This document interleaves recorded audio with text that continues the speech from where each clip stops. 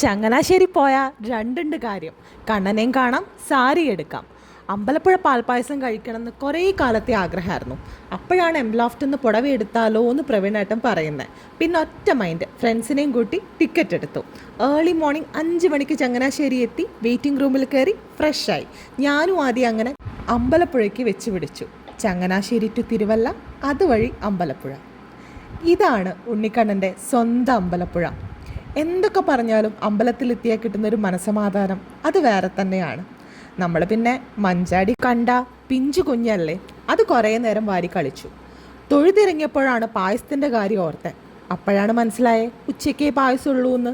പിന്നെ തൃക്കൈ വെണ്ണയും ത്രിമധുരവും വെണ്ണ നിവേദ്യവും ഒക്കെ കിട്ടിയപ്പം കുറച്ചൊക്കെ ഹാപ്പിയായി. അപ്പം നിങ്ങൾ വിചാരിക്കും എനിക്ക് പാൽപ്പായസം കിട്ടിയില്ല എന്ന്. അവിടെയാണ് twist.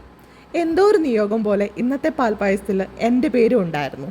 If there is A will there is a way എന്നാണല്ലോ. എനിക്കത് ഈ ചേട്ടനിലൂടെ ആയിരുന്നു. ഇനി ഉണ്ണിക്കണ്ണൻ ചേട്ടൻ്റെ രൂപത്തിൽ വന്ന് പാൽപ്പായസം തന്നതാണോ? ഇനിയിപ്പോൾ അല്ലെങ്കിൽ എനിക്ക് അങ്ങനെ വിശ്വസിക്കാനാണ് ഇഷ്ടം. നമ്മുടെ അമ്മമാർ കവറെടുത്ത് വെക്കുന്നത് പോലെ ഈ കണ്ടെയ്നർ ഞാനും എടുത്തു വെച്ചു, ഒരു അമ്പലപ്പുഴ ഓർമ്മയ്ക്ക്.